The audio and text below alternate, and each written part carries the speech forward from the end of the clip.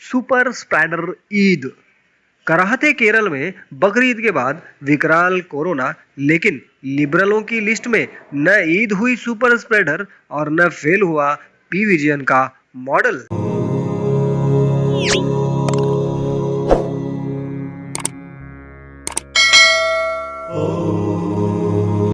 नमस्कार दोस्तों, शायद आप सबको पता नहीं होगा क्योंकि न्यूज़ वाले ये सब चीज़ें नहीं दिखाते हैं कि केरल में 27 जुलाई के दिन कोरोना के लगभग 22,000 नए मामले दर्ज हुए और ये पूरे देश में दर्ज हुए संक्रमण के नए मामलों का लगभग 53% है। सोचिए, पिछले लगभग 15 दिनों में लगातार केरल प्रतिदिन 15,000 से अधिक संक्रमण के नए मामले दर्ज कर रहा है।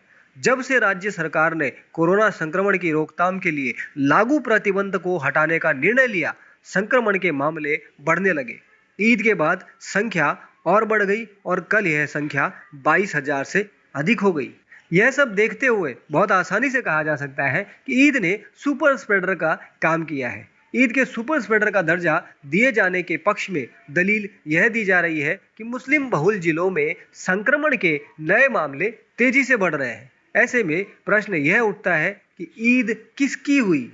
कोरोना की दूसरी लहर को रोकने के लिए बहुत से राज्यों ने मेहनत की। कुछ राज्य तमाम अड़चनों और सीमित संसाधनों के बावजूद सफल रहे, कुछ पूरी तरह से सफल नहीं रह सके या संक्रमण रोकने का उनका उद्देश्य देर से पूरा हुआ।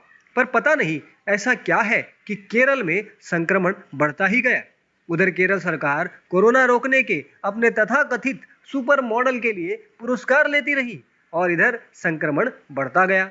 राज्य की पूर्व स्वास्थ्य मंत्री अपने तथाकथित मॉडल की सफलता का श्रेय आज भी देश विदेश में लिए जा रही है। पता नहीं कौन सा मॉडल लेकर 23 करोड़ से अधिक आबादी वाला उत्तर प्रदेश रोज 2 लाख से अधिक टेस्ट करके भी संक्रमण के 100 से कम नए मामले लगभग महीने भर से पा रहा है, पर उसकी न तो कहीं चर्चा होती है और न ही प्रदेश सरकार को कोई पुरस्कार देने की जहमत उठाता है। यह देखने वाली बात होगी कि कोरोना की दूसरी लहर के समय लखनऊ को लाशनऊ बताने वाले बुद्धिजीवी और पत्रकार केरल और उसके जिलों के लिए क्या लिखते हैं। यही बुद्धिजीवी और पत्रकार महीनों तक केरल के सुपर मॉडल के गुण गाते रहे, पर आज जब राज्य बढ़ते संक्रमण पर काबू नहीं पा रहा तब चुप है और किसी कोने में भी उनकी आवाज सुनाई नहीं दे रही।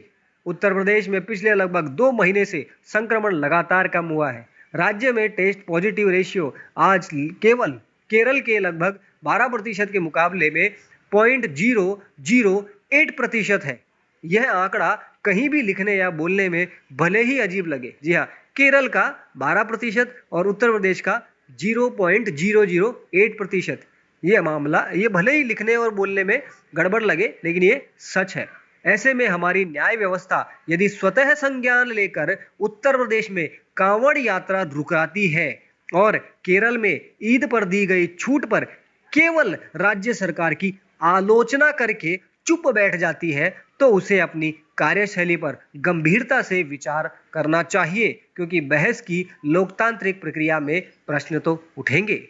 यह किसी भी व्यक्ति या समूह का साधारण अधिकार है कि उत्तर मिले या न मिले, पर वह प्रश्न करे। कांवड़ यात्रा के लिए गंगा जल लेने पर रोक के बावजूद कुछ अति उत्साही कांवड़ियों को हरिद्वार में जल लेने का प्रयास करते समय गिरफ्तार कर लिया गया।